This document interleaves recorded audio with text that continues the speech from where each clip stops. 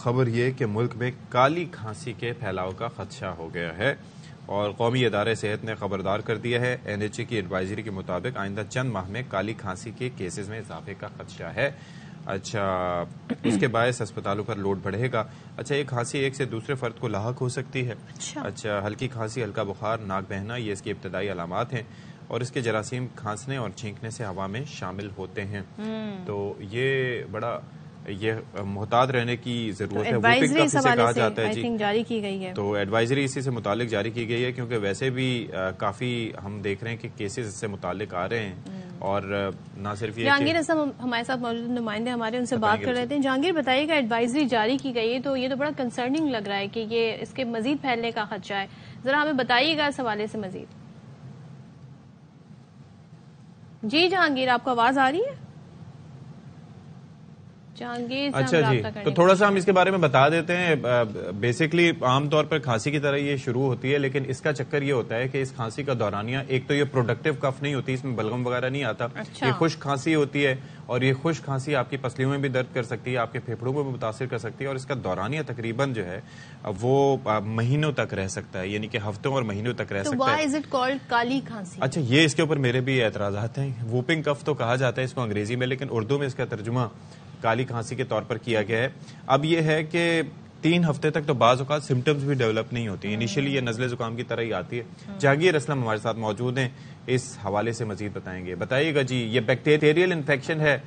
یہ ووپنگ کف جو ہے، باقی اس سے متعلق کیا خبردار کیا گیا ہے؟ جی، قومی ادارہ صحت نے جو ایڈوائزری جاری کر دیا ہے اور اس ایڈوائزری کے مطابق جو ہے کالی کھانسی، ویسی تو یہ بھی کہا گیا ہے کہ پورے سال ملک میں اس کے مرض پائے جاتے ہیں، لیکن جو کہ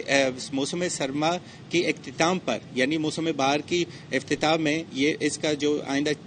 1 آدھ مہینے میں جب موسم سرما یعنی اختتام پذیر ہوگا، اس وقت جو ہے اس کے جو ہے یعنی کیسز زیادہ سامنے آ سکتے ہیں کالی کھانسی کے، اور ڈاکٹروں کو اور ذیلی ادارے ہیں، قومی ادارہ صحت نے جو ہے ایڈوائزری کے مطابق ان کو خبردار کیا ہے کہ اس مرض کو جو ہے اگر باقی لوگوں کے لیے بھی یہ کہا گیا ہے کہ اگر کسی کو شبہ ہے اور وہ جو ہے ویکسینیٹ اپنے آپ کو کروا دیں ڈاکٹروں کی ہدایت کے مطابق، جو کہ میڈیسن ہے وہ جو ہے لیں، تو اس کی شدت میں کم کیا جا سکتا ہے۔ اس کے ٹوٹل ہفتے تو 3 ہیں، لیکن جو ہے اگر میڈیسن کے ساتھ اگر آپ جو ہے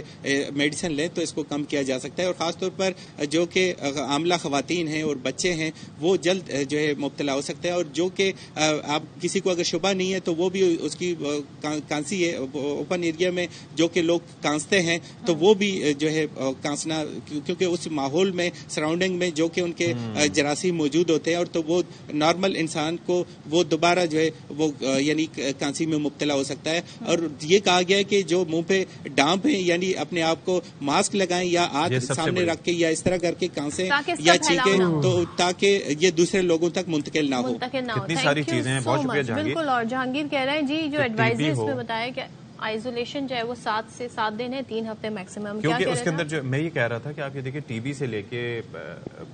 یہ آپ کا جو کووڈ تھا، اس سے لے کے یہ جو ابھی ووپنگ کف ہے، اس کو لے کے تمام تر چیزوں میں ماسک اگر پہن لیں، جو متاثرہ شخص ہے وہ بھی اور دوسرے بھی، اسپیشلی جب آپ ہاسپٹل جاتے ہیں یا بچوں کو ویکسینیشن کے لیے بھی ہاسپٹلز لے کے جاتے ہیں، تو اس بارے میں آپ کو بہت محتاط رہنے کی ضرورت ہے کہ وہاں پر آپ کو نہیں پتا انوائرمنٹ میں کس طرح کے جرمز موجود ہیں، تو یہ احتیاط اس میں کریں۔ اور دوسرا اس میں چکر یہ ہوتا ہے کہ ڈرائی کفس ہوتے ہیں، آپ نے دیکھا ہوگا اندر سے جیسے ایسے جو ڈھول بج رہا ہے، کوئی کھانس رہا ہے تو اندر سے ساؤنڈ، اور وہ بڑا تکلیف دہ مرحلہ بچوں میں،